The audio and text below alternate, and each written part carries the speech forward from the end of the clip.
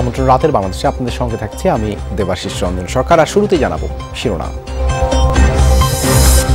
রাজধানীর প্রবেশ মুখগুলোতে কড়াকড়ি ভোগান্তি, 7 জেলায় লকডাউনে, চলছে না বাস, প্রচন্ড চাপ ফেরিতে। আগের দিন তো এরকম প্রচার হয় নাই যে কালকে এরকম কড়াকড়ি লকডাউন হবে। ছেলে হোস্টেলে থাকে, অসুস্থ, বের হয়েছে, গাড়ি নেই। আমি তো মা, আমার হেঁটে হলো ছেলের ওই সাভার পর্যন্ত যেতে হবে। মধ্যরাত থেকে বন্ধ থাকবে ঢাকার সাথে রেল যোগাযোগ। করোনায় কমছে না মৃত্যু, 2 মাসের মধ্যে সর্বোচ্চ 4800 জন শনাক্ত। টিকা নিয়ে মূলা ঝুলাচ্ছে বড় দেশগুলো, মন্তব্য পররাষ্ট্রমন্ত্রীর। বৃষ্টি, জলজট, যানজটে দিনভর রাজধানীবাসীর দুর্ভোগ। বর্ষা মৌসুমের শুরুতেই এমন দৃশ্যে ক্ষুব্ধ নাগরিকরা।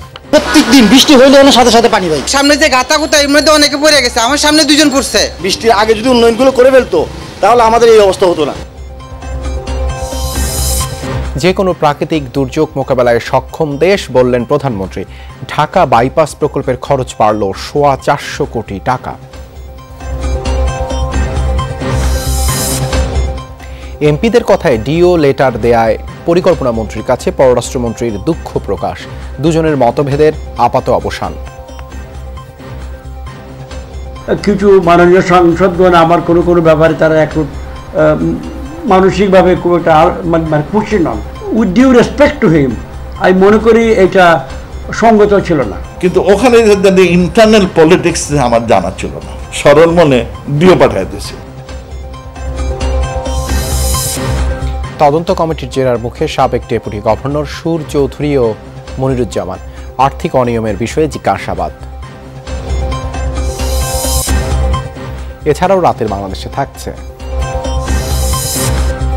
নারী পাচারের হোতা নদীর সাথে হৃদয় বাবুর সম্পর্কের প্রমাণ পেয়েছে পুলিশ। যশোরের শার্শার এক জনপ্রতিনিধিও জড়িত।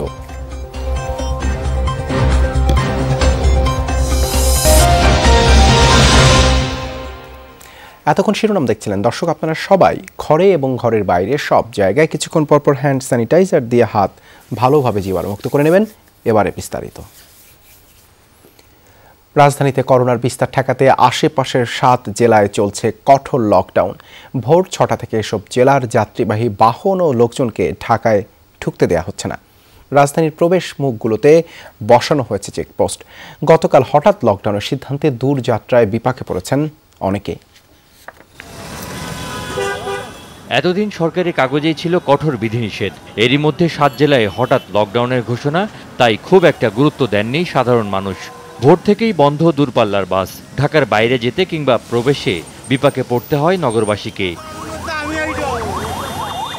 আইন ভেঙে যারা ঢাকা ছাড়তে চেয়েছেন তাদের বিড়ম্বনা ছিল অন্তহীন। কালকে ঢাকা থেকে আসার পরও শুনছি লকডাউন। আমাদেরকে কেন এভাবে হয়রানি পেরেশানি করা হচ্ছে আমরা জানি না। আগের দিন তো এরকম প্রচার হয় নাই যে কালকে এরকম কড়াকড়ি লকডাউন হবে।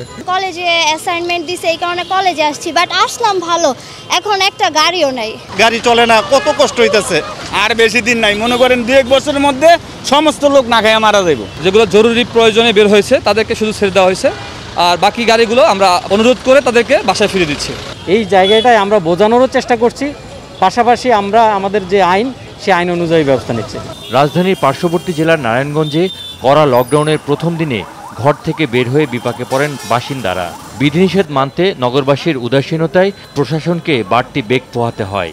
হঠাৎ করে লকডাউন হলে আমরা যাবো কেমনে? আমরা এটা মেহমান, এটা অনেক কষ্ট হইতেছে, কারণ আমার অফিসিয়াল কাজ আছে, আমার যাওয়াটা খুবই জরুরি। আমাদের দেশে বাড়ি কুমিল্লা, মহাজনের বাড়ি কুমিল্লা, হঠাৎ করে লকডাউন দিয়েছে, আমরা ঢাকায় আটকে গেছি। লকডাউন মানে হবে টোটালি লকডাউন হবে, যাতে কেউ ঘর থেকে বেরোতে না পারে। এটাই হচ্ছে লকডাউন। এটা তো এই লকডাউন মানে খেলা মানে লকডাউন। 70 লক্ষ মানুষ নারায়ণগঞ্জে, তাদের নিরাপত্তার কথা ভেবে, ঢাকা সহ অন্যান্য শহরের মানুষের নিরাপত্তার কথা ভেবে তাদের এই কষ্টটুকু আমরা করার জন্য অনুরোধ করব, যাতে করে তারা লকডাউনের এই সিদ্ধান্তটি মানেন এবং আমাদেরকে সহযোগিতা করেন। ঢাকা জেলার অভ্যন্তরে গাড়ি চলতে বিধিনিষেধ নেই, কিন্তু আইনশৃঙ্খলা রক্ষাকারী বাহিনীর সদস্যরা সেই নিয়ম ভেঙে গাবতলীর পরই গাড়ি থেকে নামিয়ে দিয়েছেন যাত্রীদের। ঢাকা থেকে বের হতে কিংবা প্রবেশে গাড়ি ঘুরিয়ে দেয়ায় আমিনবাজারে তৈরি হয় তীব্র যানজট। পাইলাপুরের থেকে গেছি আমিনবাজার টেকনিক্যাল, হেন থেকে গেছে একটা, এখন আমি আবার যাবো আমি সাভারে এই 5 মাসে গর্ভবতী, আমি কিভাবে যাব? ওই যে ছেলে হোস্টেলে থাকে অসুস্থ, বের হয়েছে গাড়ি নেই, আমি তো মা, আমার হেঁটে হলো ছেলের ওই সাভার পর্যন্ত যেতে হবে। আমাকে গুলি করে মারি হেলা দেখ, তাতে আমরা শান্তি আছি। হাজার হাজার লোক দেখতেছেন না, ভোগান্ত ন্যাংরা গুজে কানা গুজে সব গরিব মানুষ। নীতি নির্ধারকেরা বলছেন ঢাকাকে সুরক্ষিত রাখতে 30 জুন পর্যন্ত লকডাউন আরও কঠোর হতে পারে। করোনা ভাইরাসের বিস্তার ঠেকাতেই এই লকডাউনের ব্যবস্থা করা হয়েছে, কিন্তু সাধারণ মানুষ অনেকেই সেই লকডাউন মানতে চাইছেন না।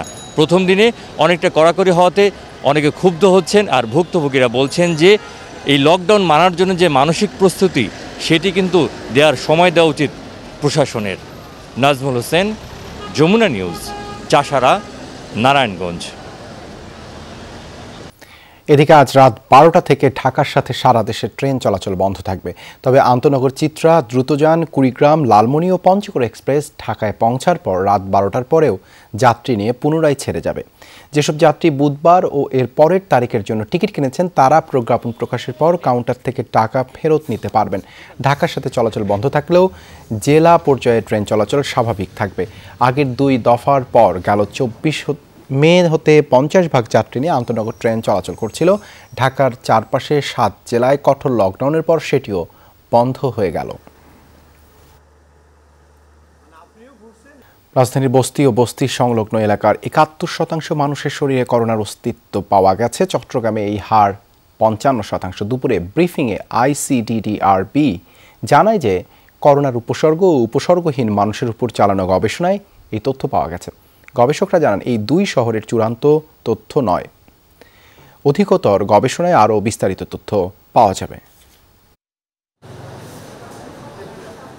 2 দফা করোনার ঢেউ সামাল দিয়েছে বাংলাদেশ। আক্রান্তদের মধ্যে রাজধানীবাসীর সংখ্যা সবচেয়ে বেশি। এর পরের অবস্থানেই চট্টগ্রাম। ICDDRB বলছে বড় 2 শহরের বেশিরভাগ মানুষের শরীরে করোনার প্রভাব লক্ষ্য করা গেছে। বস্তি ও এর আশপাশে 3220 জনের উপর গবেষণা করে প্রতিষ্ঠানটি। ঢাকায় 71% আর চট্টগ্রামে 55% মানুষের শরীরে কোভিডের অ্যান্টিবডি পাওয়া গেছে। গেল বছর অক্টোবর থেকে এবছর ফেব্রুয়ারি পর্যন্ত গবেষণায় এই তথ্য পাওয়া গেছে। আপনারা জানেন যে মুম্বাইতে যে সবচেয়ে বড় বস্তিতে ঠিক এরকমই স্টাডি হয়েছে, তারা দেখিয়েছে যে অ্যান্টিবডি লেভেল অনেক বেশি, তারপর আবার এটা কমে গেছে। তার মানে কি, এটা একটা ডাইনামিক প্রসেস, এটা কমবে এবং বাড়বে। তো কাজে আজকে এটা করলাম, বলে দিলাম যে দিস ইজ দি পিকচার, আসলে এটা না।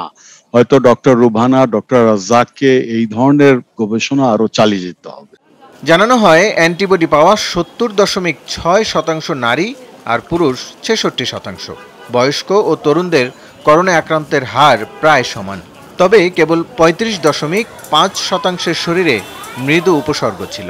কোন কোন পেশেন্টে 3 মাসই অ্যান্টিবডি ফল করে, কারো কারো 9 মাস পর্যন্ত থাকে। তো এখন পর্যন্ত রিপোর্টেড আছে 9 মাস। তো এটা আমরা কেউ জানি না যে কতদিন পর্যন্ত এই অ্যান্টিবডিটা বডিতে থাকবে।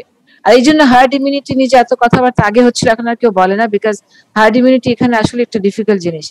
এদিকে গত 2 মাসের মধ্যে দেশে সর্বোচ্চ সংখ্যক 4800-র বেশি রোগী করোনা শনাক্ত হয়েছে। পরীক্ষার তুলনায় শনাক্তের হার 19.36%। 24 ঘন্টায় করোনায় মারা গেছেন 76 জন। বিভাগ ভিত্তিক সর্বোচ্চ মৃত্যু হয়েছে খুলনায় 27 জন। রাসেল আহমেদ, যমুনা নিউজ, ঢাকা। করোনার টিকা নিয়ে বড় দেশগুলো মূলা ঝুলাচ্ছে বলে মন্তব্য করেছেন পররাষ্ট্রমন্ত্রী ডক্টর একে আব্দুল মোমেন। জানান কিছু দেশ টিকা দেওয়ার বিনিময়ে শর্ত আরোপ করছে। যুক্তরাষ্ট্র থেকে ফিরে মন্ত্রী আরও জানান সেখান থেকে কিছু টিকা নিশ্চিত হলেও তা কোন ব্র্যান্ডের এবং কবে পাওয়া যাবে নিশ্চিত নয়। যুক্তরাষ্ট্রে থাকা প্রবাসীরা দেশে আসলে নিরাপত্তার স্বার্থে অস্ত্র ব্যবহারের অনুমতি চেয়েছেন বলেও জানান মন্ত্রী। যুক্তরাষ্ট্র থেকে ফিরে সাংবাদিকদের মুখোমুখি পররাষ্ট্রমন্ত্রী। রোহিঙ্গা ইস্যুতে বড় দেশগুলোর ভূমিকার সমালোচনা করেন তিনি। বলেন মিয়ানমারে বিনিয়োগ বাড়িয়েই চলেছে তারা। যারা হিউম্যান রাইটসের বড় প্রবর্তক, তাদের ব্যবসা 3.5 থেকে 15 গুণ বেড়েছে। যুক্তরাষ্ট্র থেকে টিকার নিশ্চিত কোনো সুসংবাদ ছিল না ডক্টর মোমেনের কাছে, বরং টিকা কূটনীতি নিয়ে খানিকটা হতাশা ছিল তার। অনেকগুলো দেশের এই ভ্যাকসিন এক্সপায়ার হয়ে যাচ্ছে, কিন্তু খালি মুখে বলে আমরা এগুলো আপনাদের দেব। হ্যাঁ, এইরকম মজার মজার কথা শুনি যে আপনারা কোনো চিন্তা করেন না, আমরা এইগুলো দেব, কিন্তু কেউ দেয় না। আর দেওয়ার আগে আবার জিজ্ঞেস করে অমুক জিনিসে আপনারা আমাকে সাপোর্ট দেবেন কিনা। হ্যাঁ, it has become looks like another tool of exploitation. আশ্বাস আমি বলি মোলা দেখাচ্ছেন সবাই। সেখানে থাকা প্রবাসীরা দেশে ফিরলে যে নিরাপত্তাহীনতায় ভুগেন, মন্ত্রীর কাছে তার প্রতিকারও চেয়েছেন তারা। তারা বলেছেন দেশে আসলে আমাদের অনেকেই খুব আতঙ্কে থাকি এই সেফটি এন্ড সিকিউরিটি নিয়ে। সুতরাং আমরা যখন দেশে আসব আপনারা safety and security special arrangement করতে পারেন কিনা, না আমাদের অ্যালাউ করেন, আমরা বন্দুক নিয়ে আসবো। আলাপ করবো তাদের সাথে। বিদেশে বাংলাদেশিদের সম্পদের খবর প্রচারিত হলেও কানাডার মতো দেশগুলো ব্যক্তিগত গোপনীয়তার কথা বলে তথ্য দেয় না বলেও অভিযোগ করেন ডক্টর মোমেন। মাহফুজ মিশু, যমুনা নিউজ, ঢাকা। বৃষ্টি, জলজট, যানজট, হাঁটার বিড়ম্বনা, নানা দুর্ভোগে মঙ্গলবারের দিনটি পার করেছেন নগরবাসী। রাস্তায় উন্নয়নের কাজ এই দুর্ভোগের মাত্রাকে আরও বাড়িয়েছে। জলজট নিরসনে তাৎক্ষণিক সড়কে কোনো কর্তৃপক্ষকেই না পেয়ে হতাশ নগরবাসী। এদিকে আবহাওয়া অফিস বলছে আগামী মাসেও এমন বৃষ্টিপাত হবে যা স্বাভাবিকই। আষাঢ় মাসের শুরুতে রাজধানীতে মাঝারি বৃষ্টি, তাতেই নয়াপল্টন এলাকায় ব্যাপক জলাবদ্ধতা। তার সাথে মিশেছে ড্রেনের নোংরা পানি। দিনের শুরুতে অফিসগামী মানুষ পড়েন বিপাকে। হাঁটাচল করা যাচ্ছে না, প্রত্যেক দিন বৃষ্টি হইলে সাথে সাথে পানি ভাই, কষ্ট হইতেছে, বেশি অফিস করতেও কষ্ট হইতেছে। সামনে যে গাতা গুতা এর মধ্যে অনেকে পড়ে গেছে, আমার সামনে দুজন পড়ছে। অফিস করি দেখেন না, পাশা দিয়ে যাইতে হবে অফিসে। জলজটের দুর্ভোগ ছিল মতিঝিল, শান্তিনগর, শাহজাহানপুর, ধানমন্ডি সহ আরও বেশ কিছু এলাকায়। বিভিন্ন সড়কে চলছে উন্নয়ন কাজ, তাতে চলাচলে বাড়িয়েছে ঝুঁকি। শুকনা সিজনে তো করতে পারতো এগুলো, কিন্তু না তখন করে নাই, এই বর্ষা সিজনে করছে। এখন রাস্তাঘাটের অবস্থা দেখেন। বর্তমানে উন্নয়নের জোয়ার চলতেছে আমাদের দেশে। বৃষ্টির দিনে এসে উন্নয়ন করে, হ্যাঁ, বৃষ্টির আগে যদি উন্নয়নগুলো করে ফেলতো তাহলে আমাদের এই অবস্থা হতো না। বৃষ্টি স্নাত দিনটিতে জলজটের সাথে ছিল যানজট। অনেকের কয়েক ঘন্টা কেটে যায় রাস্তাতেই, বাড়তি ভাড়াও গুনতে হয়েছে। 1 কিলোমিটার রাস্তা আসছে মোটামুটি 2 ঘন্টায়। টিপ মারা যায়, নিজের কষ্ট না, যানজট বেশি। হ্যাঁ, যানজট আছে, মানুষের তো কষ্ট হবে, যে পানি দেখার না অবস্থা। তবে স্থানীয় সরকার মন্ত্রীর দাবি, রাজধানীতে জলজট আগের চেয়ে কমেছে। এখন পানি যতটুকু আমার মনে হয় লগিং হচ্ছে, এটা অতীতের যে কোনো সময় তুলনায় অনেক কম। এত বড় ধরনের ভারী বৃষ্টি হওয়ার পরে যে পরিমাণ পানি ওভারফ্লো হওয়ার কথা ছিল, তো সে পরিমাণ হচ্ছে না। 3 বছরের ভিতরে আমরা ঢাকা শহরকে একটা অত্যন্ত ভালো জায়গায় নিয়ে আসতে পারি। আবহাওয়া দপ্তর বলছে বর্ষাকালে এই বৃষ্টি স্বাভাবিক। জুন জুলাইয়ে এমন বৃষ্টিপাত অব্যাহত থাকবে। আজকে যে বৃষ্টি হয়েছে এটা তো স্বাভাবিক বৃষ্টিপাত বলা যাবে, এটা তো স্বাভাবিক। আর সকাল 6টা থেকে দুপুর 12টা পর্যন্ত আপনার 23 মিলিমিটার, এবং দুপুর 12টা থেকে বিকাল 3টা পর্যন্ত 1 মিলিমিটার, এই টোটাল 24 মিলিমিটার বৃষ্টি হয়েছে। জুন মাসে বিশেষ করে আগামী এই যে 2-3 দিন আপনার বৃষ্টি, এমন 2 দিন পরে আর বৃষ্টি বাড়ার সম্ভাবনা রয়েছে। সাগরে এখন কিছু নাই, সাগরে এখন মাঝ ধরনের মৌসুমী বায়ু বিরাজ করছে। সড়কে জলজটের এই পরিস্থিতি দেখে নগরবাসী বলছেন বর্ষা মৌসুমে জলজটের ভোগান্তি থেকে রেহাই মিলবে না। নূর সরকার, যমুনা নিউজ, ঢাকা। রাষ্ট্রপতি আব্দুল হামিদের সাথে বিদায়ী সাক্ষাৎ করেছেন সেনাবাহিনীর প্রধান জেনারেল আজিজ আহমেদ। সন্ধ্যায় বঙ্গভবনে সাক্ষাৎকালে তিনি বাংলাদেশ সেনাবাহিনীর উন্নয়নে তার সময়ে গৃহীত পদক্ষেপ সহ সার্বিক কর্মকাণ্ড সম্পর্কে রাষ্ট্রপতিকে অবহিত করেন। দায়িত্ব পালনকালে সার্বিক সহযোগিতার জন্য রাষ্ট্রপতির প্রতি কৃতজ্ঞতা জানান তিনি। রাষ্ট্রপতি আব্দুল হামিদ সেনাবাহিনীর আধুনিকায়নে বিদায়ী সেনাপ্রধান জেনারেল আজিজ আহমেদের বিভিন্ন পদক্ষেপ ও কর্মকাণ্ডের প্রশংসা করেন। সফলভাবে দায়িত্ব পালন করায় তাকে ধন্যবাদ জানান।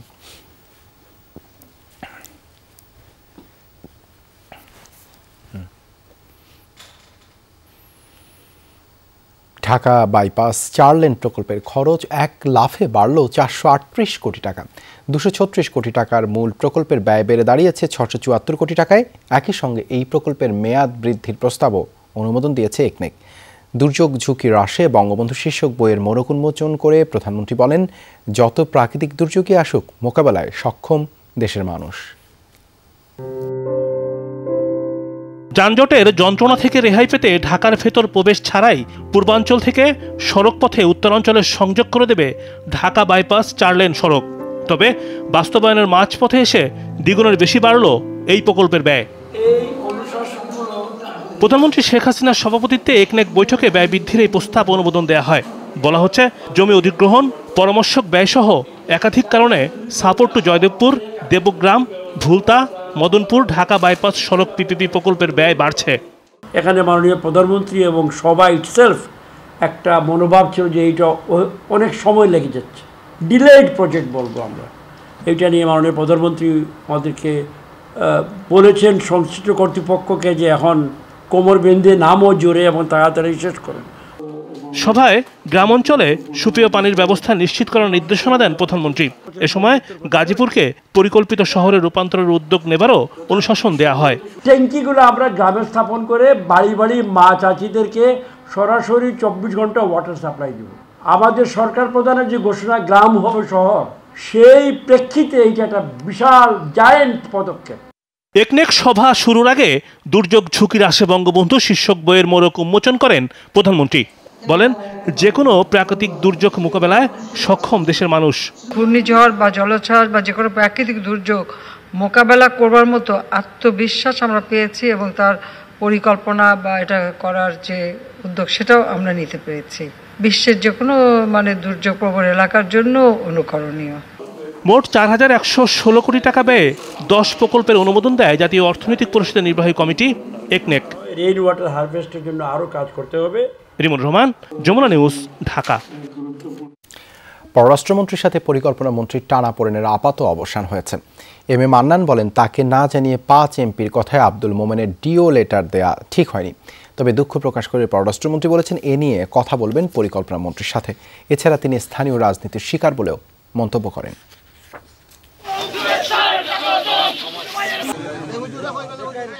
পরিকল্পনা মন্ত্রী এম এ মান্নান সুনামগঞ্জ সদরের এমপি। পররাষ্ট্রমন্ত্রী ডক্টর এ কে আব্দুল মোমেন, তিনি সিলেট সদরের সংসদ সদস্য। মন্ত্রিসভার গুরুত্বপূর্ণ এই 2 সদস্যই পরিচিত সজ্জন হিসেবে। সিলেটের পত্রিকার খবরের বরাতে পররাষ্ট্রমন্ত্রী ফেসবুক স্ট্যাটাস দেন, বলেন পরিকল্পনা মন্ত্রীর সাথে তার 5 দশকের বন্ধুত্ব, তাদের মধ্যে কোনো দ্বন্দ্ব নেই। যদিও পরিকল্পনা মন্ত্রী জানান ভিন্ন কথা। ফেসবুকে তিনি বলেন, তার সাথে কথা না বলে সুনামগঞ্জ থেকে ছাতক পর্যন্ত রেল লাইন নির্মাণ নিয়ে ডিও লেটার দেওয়া সঙ্গত হয়নি পররাষ্ট্রমন্ত্রীর। 2 মন্ত্রীর এই ফেসবুক বাহাস উত্তাপ ছড়িয়েছে গণমাধ্যমেও। মঙ্গলবার এ নিয়ে সাংবাদিকদের প্রশ্নের মুখে তারা, এটা সরকারের সিদ্ধান্তের কোনো বিষয় ছিল না, এটা একটা এলাকা ভিত্তিক কিছু টানাপোড়েন মাঝে মাঝে হয়। সেই আমার জেলার কিছু মাননীয় সাংসদগণ আমার কোনো ব্যাপারে তারা একটু মানসিকভাবে খুব একটা খুশি নন। তারা আমাকে বলছেন যে আপনি যদি রেলমন্ত্রীকে এই ব্যাপারে লিখেন তো আমরা খুব খুশি হব। সো আমি যেহেতু কানেক্টিভিটির বড় হুতা, তাই আমি ভাবছি কানেক্টিভিটি হলে তো ব্যবসা বাণিজ্য বাড়বে, কিন্তু ওখানে ইন্টারনাল পলিটিক্স আমার জানা ছিল না। With due respect to him, আমি মনে করি এটা সঙ্গত ছিল না, কারণ তিনি জানতেন যে সুনামগঞ্জে 6 জন এমপি আছে। আমি যে সুনামগঞ্জের একজন এমপি তিনি ভালো করেই জানেন, কারণ 50 বছরের বন্ধু, আর বেশি করে জানার কথা। সুনামগঞ্জের পলিটিক্স একটা আমার এই পলিটিক্স জানা ছিল না। আই শুড হ্যাভ পসিবলি মান্নানকে প্রথম জিজ্ঞেস করা যে এরা আসছেন কি করব, আমি সেটা জিজ্ঞেস করি। আমি খুব সরল মনে ডিও পাঠাইতেছি। ওনার জায়গায় যদি অন্য কেউ হতো, সে ফোন করতো যে কিরে ভাই তোমার লোকজন আমার কাছে আসছে, কী ব্যাপার কি, এটা স্বাভাবিক একটা। তখন আমি হয়তো বলতাম, আমি আবার সারপ্রাইজড অনলি বাই দিস, যে আমার সঙ্গে কথা না বলে বা আমাকে জিজ্ঞেস না করে এটা বলা। এ সময় আমি চলে গেছি বিদেশে। হ্যাঁ, আদারওয়াইজ তার সাথে আমার কোনো দ্বন্দ্ব নাই, নেভার বিন এনি দ্বন্দ্ব। We have been working together. এবং তার যে এখানে দ্বন্দ্ব লেগে গেল, এটা আমি একে তাজ্জুব।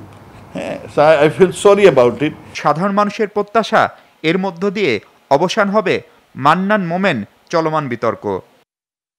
মাহফুজ মিশু, যমুনা নিউজ, ঢাকা। লিভার ও কিডনি জটিলতা নিরসনে খালেদা জিয়াকে বিদেশে নিতে চায় বিএনপি। এই প্রথম স্থায়ী কমিটিতে রেজুলেশন করে এই সিদ্ধান্ত নেওয়া হয়।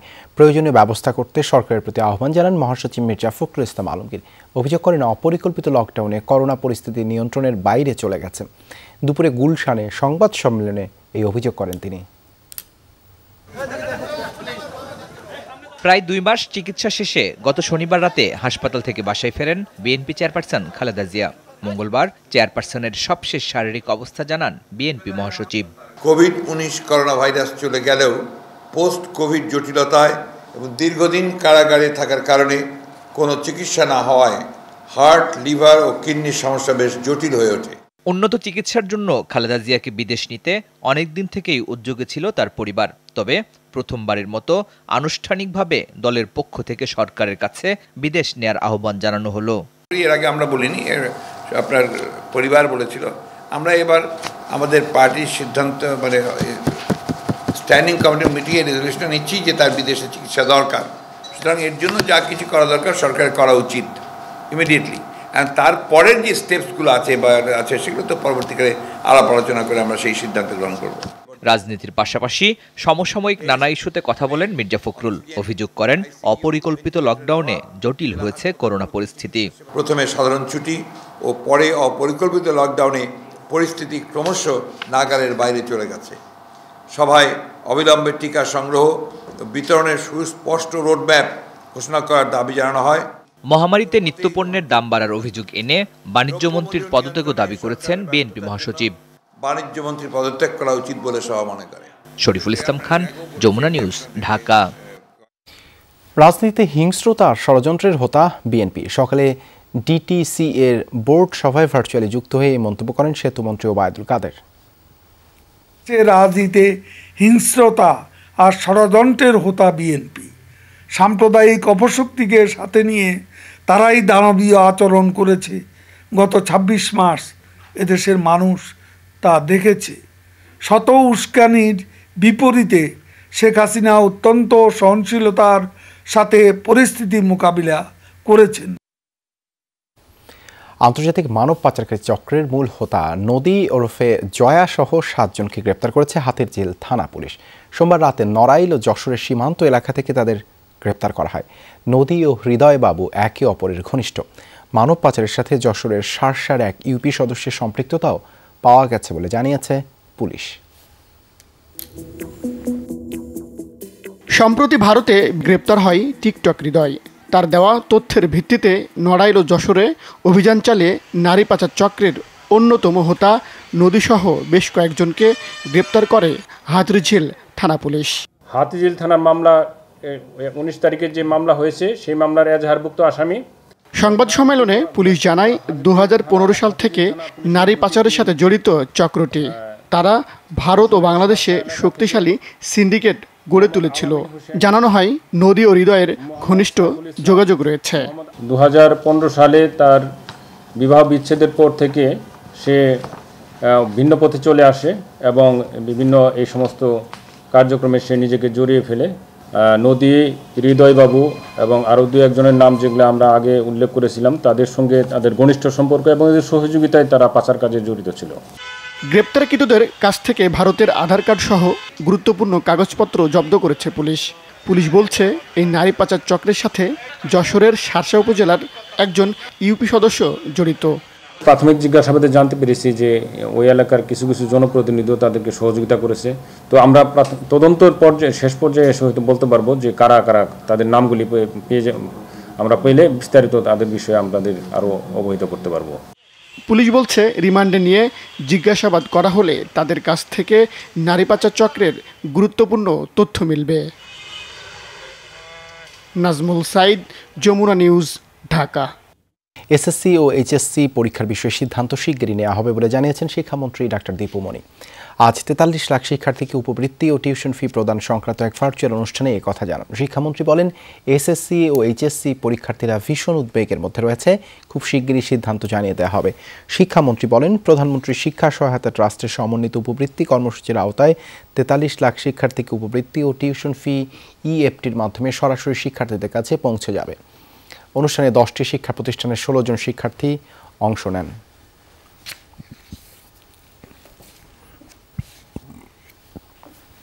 আর্থিক প্রতিষ্ঠানের অনিয়মের সাথে জড়িত থাকার বিষয়টি অস্বীকার করেছেন বাংলাদেশ ব্যাংকের সাবেক 2 ডেপুটি গভর্নর। আর্থিক প্রতিষ্ঠানের অনিয়ম খতিয়ে দেখতে গঠিত ফ্যাক্ট ফাইন্ডিং কমিটির জিজ্ঞাসাবাদ শেষে আজ এই দাবি করেন এসকে সুর চৌধুরী এবং এস এম মনিরুজ্জামান। আর্থিক প্রতিষ্ঠানে ঘটে যাওয়া অনিয়মে সম্পৃক্ততার বিষয়ে জানতে বাংলাদেশ ব্যাংকের সাবেক 2 ডেপুটি গভর্নর এবং একজন নির্বাহী পরিচালককে তলব করে তদন্ত কমিটি।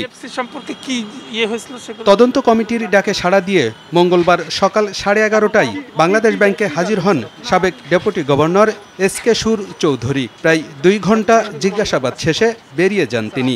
অনিয়মের বিষয় জানতে চাইলে সাংবাদিকদের এড়িয়ে যান। তবে তার বিরুদ্ধে আনা অভিযোগ সম্পূর্ণ মিথ্যা বলে দাবি করেন তিনি। যা জিজ্ঞেস করছে আমি যা যতটুকু জানি সেগুলো বলে দিলাম, সবই মিথ্যা কথা সব। এরপর জিজ্ঞাসাবাদ করা হয় সদ্য বিদায়ী ডেপুটি গভর্নর SM মনিরুজ্জামানকে। তিনিও সাংবাদিকদের সাথে কথা বলতে রাজি হননি। এরপর তদন্ত কমিটির মুখোমুখি হন সাবেক নির্বাহী পরিচালক মাহফুজুর রহমান। তিনিও অনিয়মের সাথে সম্পৃক্ততার অভিযোগ অস্বীকার করেন। আমি ওই সময় ছিলাম ইডি হিসাবে। আদালতের আদেশে আর্থিক প্রতিষ্ঠান DFICর অনিয়মের সাথে জড়িতদের খুঁজে বের করতে ডেপুটি গভর্নর AKM সাজেদুর রহমানকে প্রধান করে তদন্ত কমিটি গঠন করে বাংলাদেশ ব্যাংক। আলমগীর হোসেন, যমুনা নিউজ, ঢাকা। আবুল হোসেন নামে 40 বছর বয়সের এক ব্যক্তি রাজধানীর খিলগাঁও তিলপাপাড়া খালে পড়ে নিখোঁজ হয়েছে। দিনভর টানা উদ্ধার অভিযান চালিয়েও তার সন্ধান পায়নি ফায়ার সার্ভিসের ডুবুরি দল। নিখোঁজ আবুল হোসেন আবর্জনার স্তূপ থেকে বোতল কুড়াতে গিয়ে খালে পড়ে যায়। কাল আবারও অভিযান চালাবে ফায়ার সার্ভিস। রাজধানীর খিলগাঁও তিলপাপাড়ায় ময়লার স্তূপ থেকে বোতল কুড়াতে গিয়ে খালে পড়ে নিখোঁজ হন আবুল হোসেন নামে এক ভাসমান ব্যক্তি। সকালে বৃষ্টির মধ্যে পা ফসকে খালে পড়ে নিখোঁজ হন তিনি। আবুল হোসেন মাদকাসক্ত বলে জানায় তার বন্ধু। থাকতো খিলগাঁও উড়াল সড়কের নিচে। তাকে উদ্ধারে নিরলস অভিযান চালায় ফায়ার সার্ভিস কর্মীরা। আর বস্তার ওই জায়গায় পড়ে রয়েছে, আর ওই যে বট গাছটা ধরছে, যে চারা বট গাছ, তো ওই বট গাছটা সিরাজে পড়ছে, বুঝাই যায় যে ওই জায়গায় পড়ছে। কয়েকটা বোতল ওনে উঠাইছে, উঠানোর পরে একটা হাতের থেকে একটা বোতল পড়ে গেছে, পড়ে যাওয়ার পরে গেছে বোতলটা উঠাইতে লইছে আর উপর থেকে পড়ছে। সকাল 10টার পর ফায়ার সার্ভিস সংবাদ পেয়ে ঘটনাস্থলে আসে। খালের উপরে ময়লা স্তূপের নিচে নোংরা পানির স্রোত, তার ভেতরে আবুলের সন্ধানে নামে ডুবুরি দল। হেডকোয়ার্টার থেকে ডুবুরি কল করেছে। আমরা হেডকোয়ার্টার থেকে এখন একটা ডুবুরি ইউনিট কাজ করতেছেন, আমরা চার্জ করতেছি, আমরা এখনো চলমান রয়েছে কাজ। খবর জানার পর থেকে ঘটনাস্থলে আসে স্থানীয় আইনশৃঙ্খলা বাহিনীর সদস্যরা। উদ্ধার কাজে তারাও সহায়তা করে। জানতে পেরে এখানে আসি, সর্বশেষ ফায়ার সার্ভিসও এসে কাজ করছে, অনুসন্ধান চালাচ্ছে। আমরা আইনশৃঙ্খলা পরিস্থিতি সার্বিকভাবে রক্ষার জন্য যে কাজগুলো সেটা আমরা করছি। খালটি কোথাও খোলা, কোথাও বক্স কালভার্ট দিয়ে ঢাকা। শহরের ভেতরের নোংরা পানি বালু নদীর দিকে নিয়ে যায় এই খালটি। অরক্ষিত থাকায় মাঝে মাঝেই খালে পড়ে যাওয়ার ঘটনা ঘটে বলে অভিযোগ স্থানীয়দের। রুনবী সরকার, যমুনা নিউজ, ঢাকা। বান্দরবানের রোয়াংছড়িতে মুসলিম মোহাম্মদ ওমর ফারুক ত্রিপুরা হত্যাকাণ্ডের প্রতিবাদে বিক্ষোভ মিছিল সংবাদ সম্মেলন হয়েছে। লামা ও আলীকদম উপজেলায় যৌথভাবে কর্মসূচি পালন করে উপজাতীয় মুসলিম কল্যাণ সংস্থা ও পার্বত্য চট্টগ্রাম নাগরিক পরিষদ। বক্তারা অভিযোগ করেন, ওমর ফারুক ত্রিপুরাকে JSS এর সন্ত্রাসীরা হত্যা করেছে। শুধুমাত্র ইসলাম ধর্ম গ্রহণ করার কারণেই তাকে হত্যা করা হয়েছে বলে অভিযোগ করেন তারা। হত্যাকারীদের দ্রুত বিচার ও সর্বোচ্চ শাস্তির দাবি জানান বক্তারা। গত শুক্রবার বিকেলে রোয়াংছড়ির তুলাছড়ি আগাপাড়া এলাকায় ওমর ফারুককে গুলি করে হত্যা করে দুর্বৃত্তরা।